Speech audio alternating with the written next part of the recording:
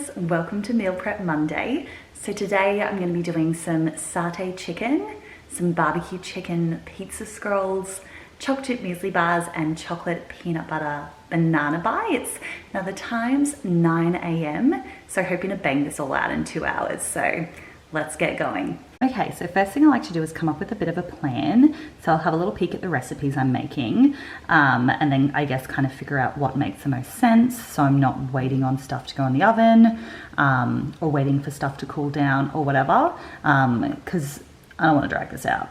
So that's basically the order we're going to be doing things in today. I like to be set up at my bench is having my tablet. So basically all my recipes are on Pinterest. So I'll just bring it up, follow the instructions. I also like to chuck on a podcast sometimes, depending, just depending on whether I'm filming for you guys talking as I go. This one will be a voiceover, so I can listen to some stuff. So some of my favorite ones, Getting Curious, where were we? My favorite murder. Ultimate health podcast. I'm not sure what I'm feeling. Okay, let's go Getting Curious. Okay, ready to get started. So the first thing I'm working on are my peanut butter banana bites. So basically I'm just chopping these up into chunks. So I believe the recipe said 1/4 of an inch, but obviously I am horrible at measuring, so these are probably a little bit chunky but super delicious. So I'm using 3 bananas. I did have 4, but I decided just to keep one for Blake because she's obsessed with them. So the reason I'm doing this first, I've got to put them on a baking tray with the peanut butter in them so they can get solid, so I can dip them in the dark chocolate later on. Now the recipe said to put them in the freezer for an hour, but I still found them really soft, and it made for a really messy job. So, it still did the trick, but I would probably freeze them for about 2 hours or so. They were also way more delicious the more you froze them. So originally when I tried them after freezing for an hour, then freezing for a little bit longer with the chocolate, the banana was a weird texture. But I then froze them for about 4 hours or so and decided to try them again. And these things are addictive. Literally all of these were gone in a day. So be warned, people. At least they're kind of healthy, right? You could definitely do almond butter as well. That would, up the health factor a bit. But better than ice cream.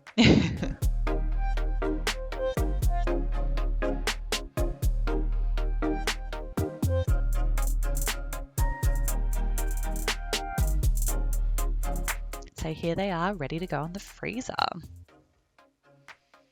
So the next thing I'm working on is my muesli bars. So basically I've just popped some coconut oil, 1/2 cup into a saucepan. Basically I've just kind of got to heat everything up so I can pour it over the dry ingredients. So the next thing I've got is some honey. So this calls for 3/4 of a cup. Now, I found the recipe was the right amount of sweetness, so I personally wouldn't add any more. I'd even be tempted to add a little bit less, but I think you need that amount to really bind the dry ingredients. A little bit of salt, probably says a teaspoon. I just wing it, as always. And then we mix it all together. So that's what it looks like before it's melted, and this was what it looks like when it's all melted, ready to go. So now I'm getting the dry ingredients ready while the ingredients on the stove cool down a little bit. So basically 4 cups of oats. I think it just says old-fashioned oats, but I got quick oats, which seemed to work really well. Now this made for a lot of muesli bars. A lot. So you could definitely half this recipe. I didn't quite realize my bowl wasn't really big enough, but we made it happen. The recipe I had also said brown rice cereal treats. I don't know. I couldn't find those in Australia. I'm sure they exist. They would probably be a bit healthier, but yeah, these rice bubbles worked just fine.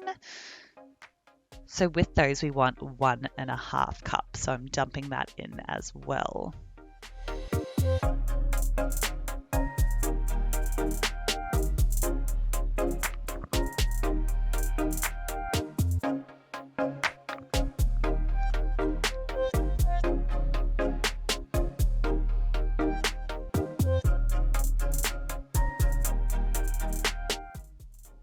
Now I add some vanilla to our syrup extract. So I really do like to get the good quality vanilla. I've just learnt that from baking. Like, as you guys know, I'm a cheapskate. I will get home brand everything, but vanilla is the one thing that I do really like to spend money on. I find it makes such a big difference. Oh, and good cocoa powder as well. Really important. So just drizzling this all on top. And then we'll start to mix this massive mixture in my too small bowl.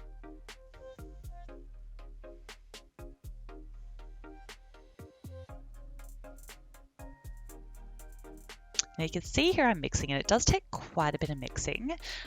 There isn't really a lot of liquid for the amount of dry mixture. It did end up a little bit crumbly. So I would be tempted to probably take out one of those cups of oats, and then I think it would work out really well.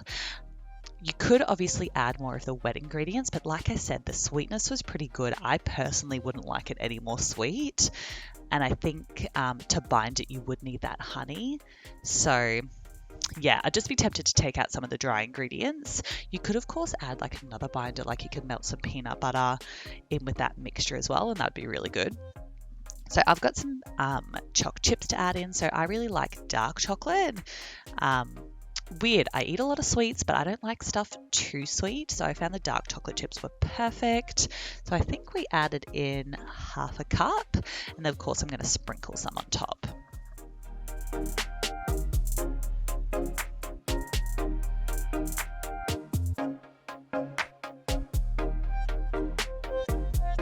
So that's the mixture all done. So we're just pouring it into a baking tray. So I didn't have one big enough. I think the recipe said 13 by 9 inch. I just work with what I got, guys. So this is why the meal prep took a little bit longer than originally anticipated. If I could have baked this and set this all in one tray, that would have saved quite a bit of time. But you know, I just watched TV in the meantime. It's fine. I wasn't actually cooking. I was just waiting for stuff to happen. So basically, so it kind of sets a bit better as bars. You do have to kind of press it down, kind of compress it, and so you don't get chocolate all over your hands. The baking sheet helps with that. Now you want the baking paper underneath as well in 2 lots. So you can kind of lift it out easily once it's all done.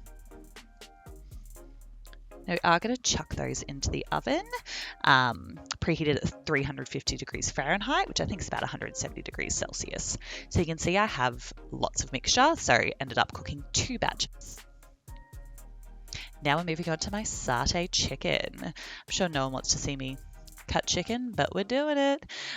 So this is one of my favorite recipes of all time. So I'm one of those people that used to buy the satay chicken spice mixes. So I mean, I'd literally drop like $2 every time on this processed crappy seasoning mix. Don't get me wrong, I loved it at the time, but ever since I found this homemade recipe, it is so much better, guys. Please try it. Only downside is, because of the curry powder, it stains my white table. Only temporarily, totally worth it. I just make sure there's basically a whole drop sheet underneath Blake. But yeah, it's really family friendly, crowd pleaser. Even with the curry powder, Blake loves it. Yeah, not too spicy for her or anything, but you can always add a little bit extra coconut milk if your kids really don't like that sort of spice. So just, yeah, chopping this up into chunks. I generally have my chicken in like 500 gram lots, I guess, which is about the equivalent of 2 chicken breasts. So now we're just chopping up an onion. So I like to, yeah, just dice it up fairly fine as much as I can be bothered. I'm definitely no master chef at this, guys. So watch me hack my way through this. Oh no, my apologies. For this recipe, I actually do it in bigger chunks. I find it's a bit nicer. I guess you want it kind of similar size to your chicken, so that's what I'm doing now.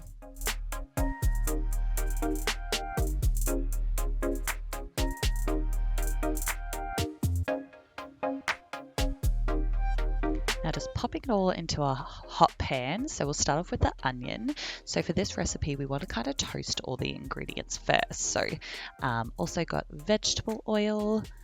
So I believe that was about a tablespoon.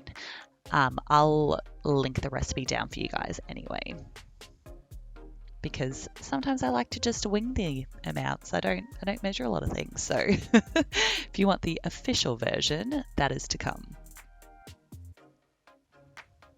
Then we add some garlic. So I think I added a tablespoon in there. The recipe also said chili, so I did add it this time. I found the recipe a little bit spicy for Blake, so I think next time I'll just omit it because the curry powder has enough flavour in it anyway, but there's about a teaspoon of that. Now the really important part, you just saw I added in some lemon rind, so super important for flavour. You can use any citrus you've got. I've used orange before, lime, but you got to do it. Now Keen's curry powder, I don't know if you guys have this in America, but just like your generic curry powder, yeah, it's absolutely perfect in this. So I'm adding in 3 tablespoons. Again, you could do a little bit less if you don't like a ton of spice. So basically I'm just toasting all of this off just to let all the aromatics come out. So that was already done for a few minutes. So now I'm just popping in the chicken and we're going to get that all browned and toasty and delicious.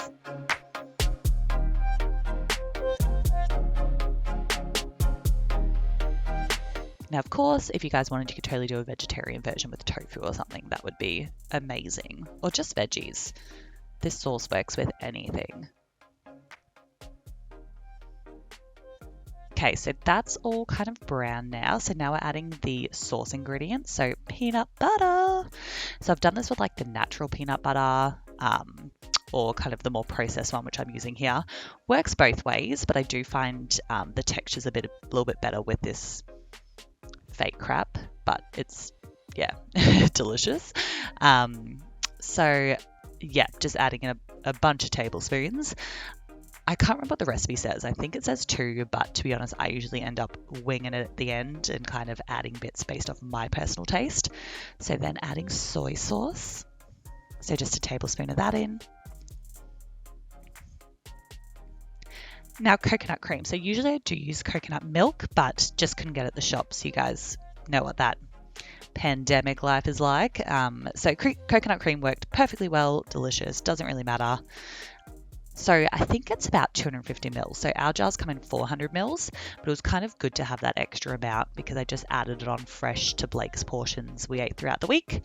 As I said, because it did come out a little spicy. I mean, she's 2.5. She's got a pretty good spice tolerance, but it was a little bit much for her. So like I said, if you got a family, just maybe leave out the chili.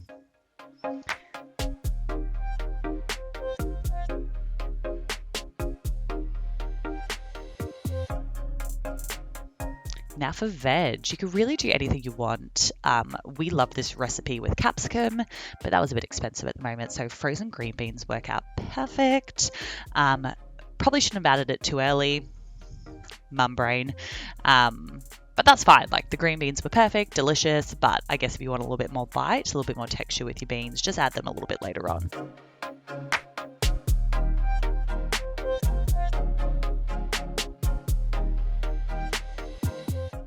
Okay, so moving on to our next things. These are barbecue chicken pizza scrolls. Guys, these were so delicious. And a good way to kind of sneak some veg into your kiddos. So you can see I'm just slicing up some mushrooms here. So this, I'm not actually following a recipe for this, guys. I'm just winging it. So I use whatever you got. I think I used about 6 mushrooms. I had some leftover capsicum, so adding that in as well.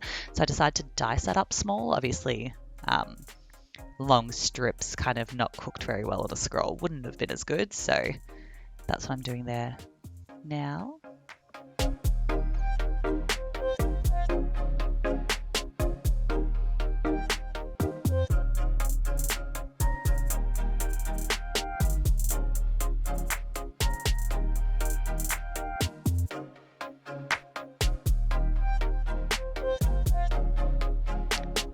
Now, I'm addicted to red onion in everything. So, of course, I was going to add it. So, I'm just adding super thin slices. You can totally leave this out if you guys don't want, but I just love the flavor of red onion and stuff. So like adds a nice little tang. If you got it, definitely add it. So good. So you can see I'm just off stirring my chicken. That's the thing with multitasking. You can't forget about anything for a minute. And hunting down who knows what. Standard me. So organized, guys. Oh yeah, we got our cheese. So, most important part of a scroll. Of course, you're going to make it all cheesy and delicious. Again, I was kind of just using up what I had. I thought I'd just grate it all and then just kind of add it on and see what I like the look of. I used to buy pre-grated cheese all the time, guys, but it honestly saves so much money buying the whole block. I know, it's more effort, but it's worth it. Just think about all the makeup or clothes you can buy with that amount. Or wine. Okay, so for the actual dough for my scroll, I had leftover pizza dough. So I'll see if I can somehow do the fancy link thing in the video. Otherwise, if you don't see a little link here, it's in the description box. Yeah, so basically I had extra in the freezer, so I did let it defrost overnight. However, it's still a bit hard, so that's why I'm struggling quite a bit rolling it. Bit impatient, probably should just left it for a while, but I want to get my meal prep done, so we made it work. Of course, if you have like pre-made puff pastry, go for it. Yeah, pre-made pizza dough, whatever. There's also this really amazing recipe I've made for like 2-ingredient pizza dough with yogurt and self-raising flour, so I'll add that link below for you guys as well. That works out really well for a pizza scroll. But yeah, I probably didn't quite get these thin enough simply because the dough was still a little bit too cold to kind of move the way I wanted, and I guess I got a little bit lazy.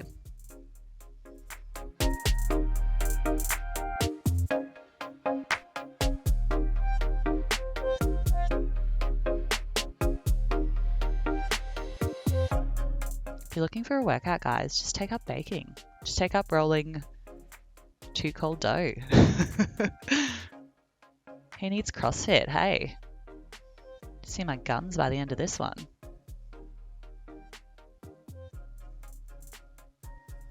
Okay, so we're looking at the dough. So basically we just want even thickness throughout. That's the most important thing. But as I said, that was a touch thick. But you know, if you had a softer dough, you could easily get it thinner. So we're putting our ingredients on. So I like to put cheese on the bottom so it doesn't get soggy. It kind of just helps create a barrier, I guess. So it wasn't so much of an issue with this thicker dough, but if you had like a thinner dough, it kind of just helps create a barrier so the sauce doesn't kind of leak through. So I just used homemade barbecue sauce, guys. It was amazing. Just home brand, budget version, so good. So I found a decent amount of sauce worked really well with this, as I said, because the dough was a little thick. But of course, if you kind of had like really thin puff pastry, you could use a little bit less. Just popping on my ingredients, however much I like the look of. I like an overstuffed scroll. I'm all about those fillings and sauces and toppings. So, ooh, yes, of course, this one has chicken. So, if you saw, again, my pizza recipe, my pizza video, go check it out. I basically boiled up a bunch of chicken and shredded it. So that was just left over from that. And then some more cheese on top because why not? It's good for you. It has protein, right? Yeah, you can see I definitely overstuffed, but that's fine.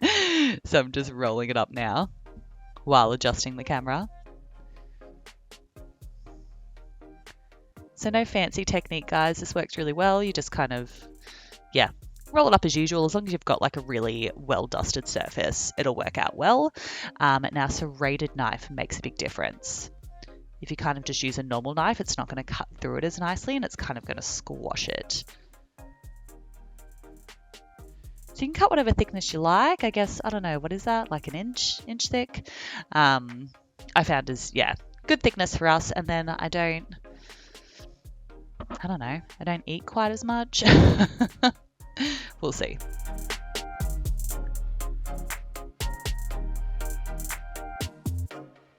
So those are all ready to go in the oven.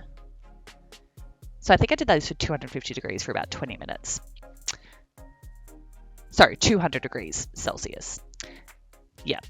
Okay, so now we're ready for our delicious banana bites. So as I mentioned previously, I froze them for an hour like the recipe said, but they were kind of slipping all over the place, so I definitely do it longer next time. So I originally started to use my hands, but definitely using a fork, kind of dipping it in worked the best. So the mixture that you're looking at is just coconut oil and dark chocolate melted together. I just did it in a microwave, kind of 30-second bursts, and it turned out perfect. So the exact amounts are on the recipe, which I'll link below for you guys. It did make quite a lot of chocolate. You could fully cover them, but I found half covered was delicious. Just the right amount of chocolate. It's a messy job though, but someone's got to do it. Definitely get the kids involved. They would have a ball. Let's be real, they'd just be there to lick their fingers with all the chocolate afterwards, but we'll take any help we can get. Hey mums. Except with toddlers, that's more work than reward. Ooh, so everything's all done. Look at my amazing chocolate chip muesli bars. Yeah, like I said, absolutely delicious. A little bit crumbly, but we didn't mind. Sam literally ate a batch in a day. What a monster. Our satay chicken. So just rice on the rice cooker, nothing fancy. And the beautiful satay chicken all done. So I did kind of tweak that a little bit by adding a little bit of extra coconut milk, as I said, because it's a bit spicy. A little bit peanut butter. So you just kind of add bits as you go. Taste everything, guys. Chocolate peanut butter bites. They do not look pretty, but they were delicious. If you guys are looking for a healthy treat, do it. And of course, our scrolls. Oh, these were so good. The amazing things with these as well, you can actually freeze them. So what I had made quite a big batch. So that'll actually last us 2 weeks. Actually, most of this food prep will last us 2 weeks. So we're set for snacks, guys, and it only took 2 hours. Totally worth it. Anyway, that's it for me. Thanks so much for watching. Hope you all have an amazing week, and I'll see you guys next time. Bye.